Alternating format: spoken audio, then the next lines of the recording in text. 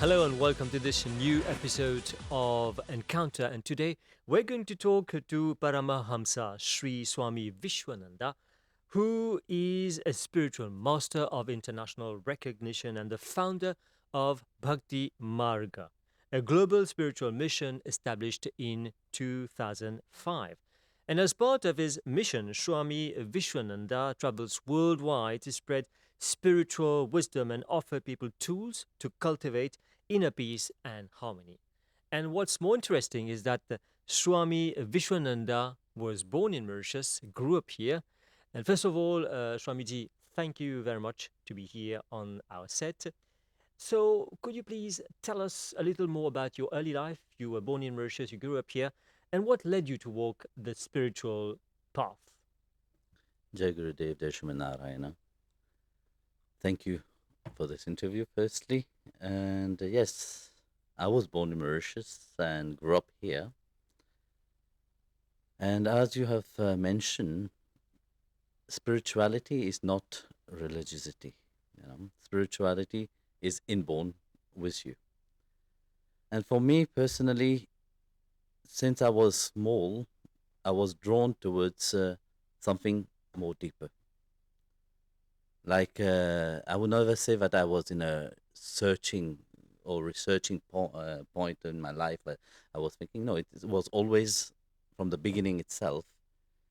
My mom always said since I was crawling down, I was always being found in the prayer room. And as you know very well, I grew up in Stanley, Saint Anne. So we have the church or the temple next to each another. So I will be, if I will, they will not see me at home. I will be always in the temple or in the church itself. And as we grow up together here, you see, for us, this is our culture. Yeah. But what led me more deeper was there was always a feeling inside of me that life is not just this. It can't just be okay. We eat, we drink, we go to school, and that's it. There must be something deeper. For me, what I remember since small, there was always this great love for God. I remember when I was small, I was going to the school, and on the way there is Shivala, and I will always stop every day in the morning just to pay my respect to Lord Shiva. So that was always there. So, you started and you grew up in devotion, as you said, but you founded Bhakti Marga in 2005. So, what inspired you to create this movement, the what we call Bhakti Marga, the path Of of devotion. devotion? Yeah. So, what inspired you to create that? You see, in the world there is many paths, but bhakti is what is needed. True devotion, that's what it is needed. It's a reminder that it's not just the ritual that we do outside, but everything that we do with a spirit of love that can be transformed into devotion. So it's not just love, but remember where that love is guided towards. So bhakti means that our love is guided towards something which is supreme. Now, you're talking about spreading of love. So, how does Bhakti Marga's mission of spreading love translate into daily practice for your followers, especially? Actually, our daily practice, like for example in the ashram or in the devotee's life, in the morning they worship their Ishtadev, their personal deity. That is, through that they build a connection with the divine. And also, the one of the practice which my Sadguru have inspired me to spread is Atma Kriya. It's a technique of a certain exercise which we teach to the world. I just had one session in America after 17 years, actually. What is it about, the It's Kriya? about, you see, when my Sadguru, which is Mahavatar Babaji, asked me to teach Kriya, which was in 2001, I refused. I said no. And then 2005 again, he asked me again, and I said no again because I was not feeling it. So then after that, I prayed to him and I said, look, if you want me to teach Kriya, then must be something different. It's not just a technique outside that people do and expect, but realization will come to them. Oh, God grace will just descend upon them. No, it's not that easy. So I said, okay, but what is important for that is if you can bless it with the grace of devotion. And he happily agreed with that. That's why in 2007, I started spreading Atma Kriya to the world. And we have thousands and thousands of uh, people practicing it all around the world. But, So Bhakti Marga has a presence in many countries, as you're saying. yes, we And, are in 92 countries, mm. actually. So how do you adapt the message of Bhakti? I mean, each country is different. Yes, each How? country is different, the culture is different, the language are different, people are different. Yes. So this is my question: how do you adapt it to the culture, different cultures or different It countries? is through education. Knowledge is important. And we have our Bhakti Marga Academy, Hmm. which is spreading the teaching. Mm. And well, today we're not just limited to physical presence. We are online, social media. Everywhere people. Do you also have a presence on those Yeah, mediums? there is a lot actually on TikTok, on many other platforms also. So sometimes we say you often emphasize on the bhakti yoga, the yoga of love. How can people integrate this practice in modern life, often filled with stress, distractions to go elsewhere? Well, it is not different. You see, whatever we do, it's just that we have to have that spirit of we're doing it for a greater cause, not just for our egoistic nature, but we are doing it, everything that we do actually in our daily life from morning till evening can be transformed into a worship just by constantly reminding yourself that yes, our life is for God. Okay, life is for God, but you are a guru. You're the founder of Bhakti Marga. Very often, people want to see you, meet you, what we call darshan. And what is the significance of darshan and what impact does it have on people who actually do it? The word darshan means to have a divine sight. Actually, the same question was asked to me in Portugal once, Mm. and it was quite difficult for me to answer this question because, well, I had darshan of many great saints before, and darshan means something that transform yourself. It's just a sight that touch you deeper, and the transformation happen. But after that, you have start to reflect upon life itself. You're not just empty, but you're full with something. Hmm. And just earlier, you said you have presence in 92 countries. And today, we're seeing the rise of a new kind of generation. Recently, we found Generation Z revolution in Nepal. We Mm. found people protesting everywhere, especially young people. They are searching for something, the meaning of life today. So, what guidance do you offer to the young people? Actually, it's true, and it is in one way sad to see the outside outcome of things, but at the same time, it's very beautiful to see that people are searching.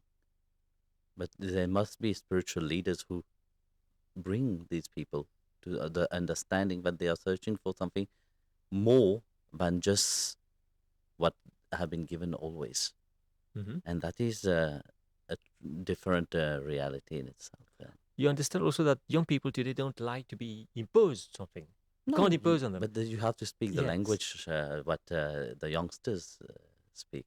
So, For example, right okay. now nowadays is AI, Mm. which is a big impact upon the world itself. I was just in America, and that was the topic which many were talking about AI AI. and how to progress with that. Is AI coming into spirituality also? Yes, of course. Nowadays you see, you take your smartphone and everything is it was AI. And one of the devotee have a AI company which is growing.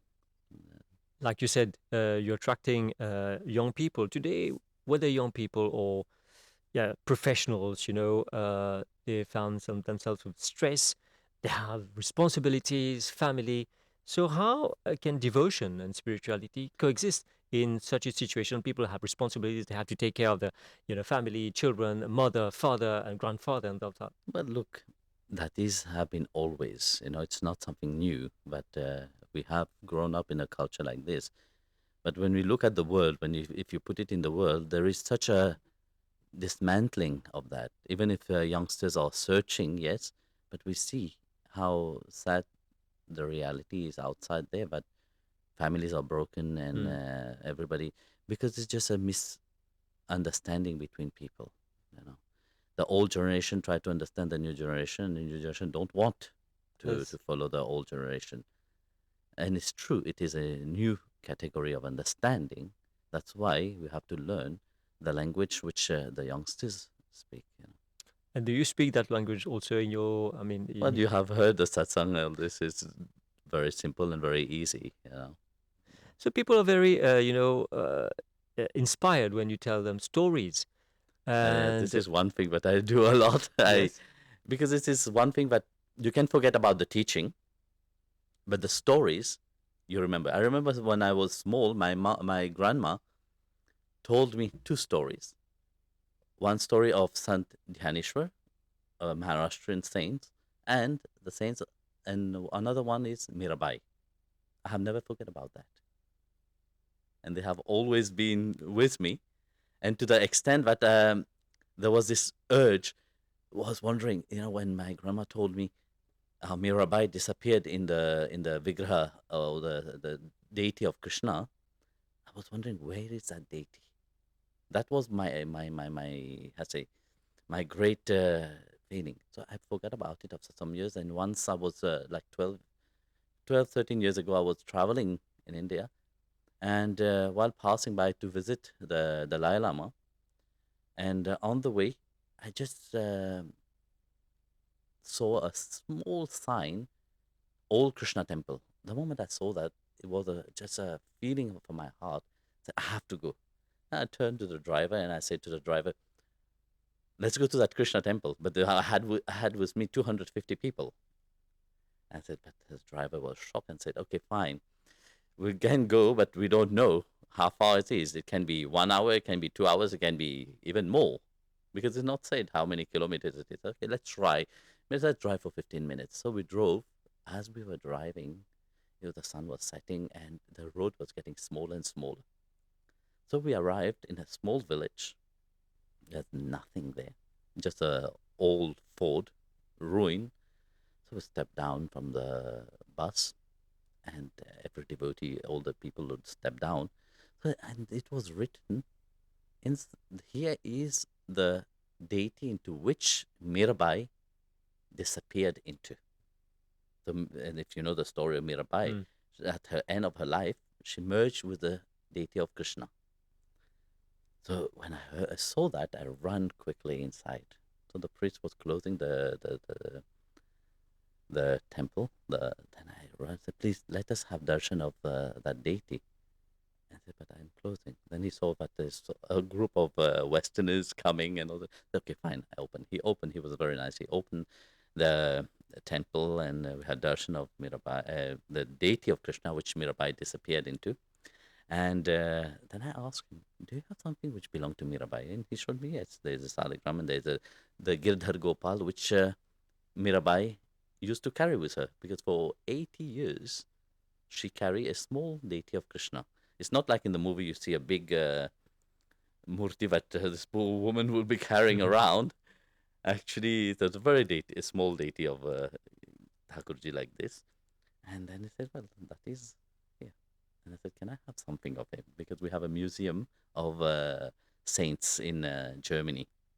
And I said, I have this museum and we would like to have something. I said, not possible. And I said, but there must be something. He said, well, I can't take the decision. Only the president of the organization can take the decision. I said, where's the president? She said, not here. At the same moment, a lady inside, in the middle of our people, said, what does he want? I said, he wants something from Mirabai. It was the president lady. So I'm cutting the story short, actually. And then she said, give him what he wants. And he was shocked. And he said, Maharaj, we'll give you a saligram. I said, no, I don't want a saligram. I want the Girdhar Gopal, which belonged to Mirabai. So you have it? Yes, I have him. And yeah, he handed over to me the actual deity which Mirabai used to worship, and all the poem of Mirabai was written about Mm. Girdhar Gopal, and that deity. Now he chose me to travel with him. So that's a wonderful story So and a this is a wonderful story experience. which, for me, have always been there. So, like I said, Sandhyaneshwar also. When I went to Dehu, also not sorry, to Alandi, also. Whenever now we have an ashram in Pandharpur, which is a very famous place for Lord Vitthal and Rukmini, and Saint Dhyaneshwar is very linked to Bhagwan Vitthal, which is an aspect of Lord Krishna. Mm. Now, coming to another part of this interview, in today's world, we see there are much division, conflicts, wars going on. So, how can spirituality help to heal these fractures and bring people closer together? Firstly, it's a work in progress. Each one have to start working with oneself. If we want peace, we have to become peaceful. If we want love, we have to be loving. We can't always expect others to give it to us. We can't always say, yes, we want peace, but you have to give us this peace. No, become peaceful, become loving, become compassionate. Not just saying it, but try to put it into your life, in little things in your life, remind you of that.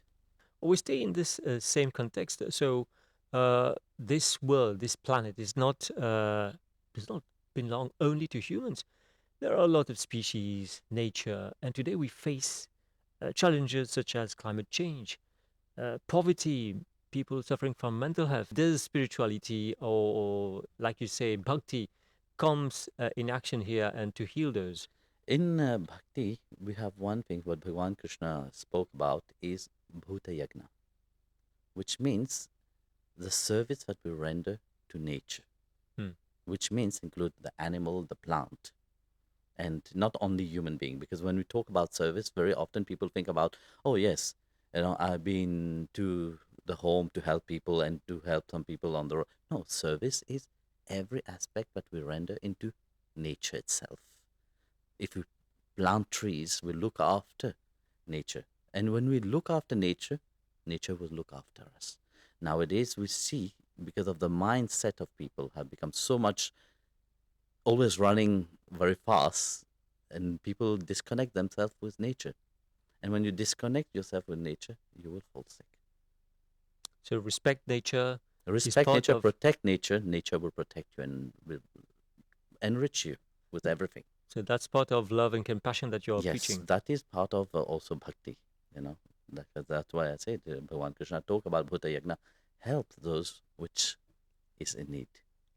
Okay, so you were born in Mauritius, but you're traveling all the world over. But when you come to Mauritius, how do you see its people in terms of spirituality and devotion?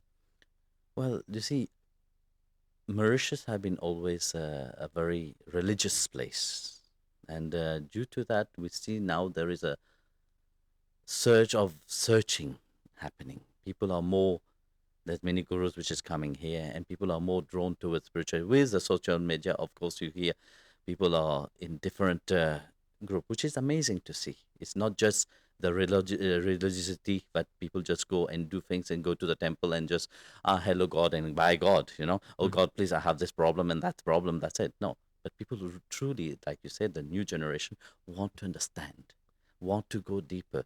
It's not just a priest coming and do something, but people want to know what is behind what you are doing. And this is very nice. And hopefully all the priests from every, not only Hindu, but from every aspect or religion also can explain about the deepness of what they are doing also. So, Swamiji, as we're talking, you have been referring a lot to Lord Krishna. Mhm. Is he your deity? Do you believe in? Like I said, you see, Bhagavan Krishna touched me, and really, he's the God of love, you know? Hmm. and and his love expand to every corner. Okay, in your mission to spread, like you say, bhakti, love, and compassion over the world, what gives you the most joy? Well, to see that people are changing. People have this, they want to transform their life. And the biggest miracle that I see is when you see people who have come searching, really, they're thirsty and they are hungry for something more deeper. And that is great satisfaction to see that. So I'm sure you've had a lot of experience and saw people. Do you have a memorable moment where you saw spirituality transform someone's life in Well, a I profound way? see that every day, Hmm. and that's what in my message I was saying, on the last New Year message I was saying the biggest miracle that I have seen is to see the devotee's face, seeing that shine in their eyes itself, and you can see that when you have that shine, that's what can give to the people. If you can't transform your life, you can't transform anybody. First, you by yourself, through your own transformation, just by your presence, you can transform someone. So to come to the path of spirituality and love, people have to believe in something. What to do if people don't believe? I said, I don't believe in God.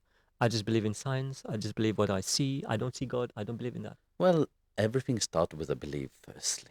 Yeah. And when you believe something, this is very good. Whether you believe in science, whether you believe in nature, whether you believe in an energy, Yeah. the whole point is that you believe in something. We call him God, we call him energy, we call him, it don't change him. So the first thing is to believe in something. So whether science says, well, this world was created with a big bang. Some people say God created that. Some other people say evolution. We started Yes, in life, everything is, water, and then yes. we uh, moved to earth and that. Everything is an evolution of things, even if the Big Bang happened, it is through evolution that happened. So do you believe that spirituality also evolves? Yes, of course. See, we have great sages and saints and even avatar who have come to bring novelty to people, to bring that reminder to people. Hmm. Sometimes we say, God comes on earth, take the form of an avatar like Sri Ram, and establishes some kinds of rules, some kinds of, and then we say Krishna comes and changes everything. You know, But this is the nature of Krishna. yeah. But Sri Ram, when he came, he put a certain dharma, you know, and of course, each avatar bring a new concept. It's not new, actually. It's a reminder of something deeper and greater. And Bhagavan Krishna have come to challenge the mind, because you see, when the mind have become so much absorbed into the egoistic nature, Bhagavan have to come and break that mind. For transformation to happen, he have to. Then he said, whenever there is a decline in dharma, I shall come. So when the mind, what decline dharma is the mind. When the mind becomes so absorbed into the material reality, the mind forget about who you are truly, what is the goal of life itself. And Bhagwan have to come. Firstly, he have to challenge the mind. That's what the Sadguru does. That's what the Bhagwan himself have done. He challenged the mind so that the mind can change. If the mind doesn't get challenged, it will not change. So anyone can start his or her own spiritual journey on spirituality. What would be your simple message for someone who wants to go on that journey? Well, what I will say to the people, if you feel, but firstly is a feeling, and you are searching for it, so adventure into life without any fear, and be open to that, because whatever we do it with a degree of fear. Oh, what if? Like, no, sometimes we have to challenge that. We have to just jump and swim into it, and life itself will bring you where you have to be. So let that be your message to our viewers. And thank you very much, Swamiji, to have come here on this set of encounter. So, dear viewers, we thank Swamiji for Thank being you, Rishi, us. and thank you for Yes, and so we'll meet for another episode of Encounter. Goodbye.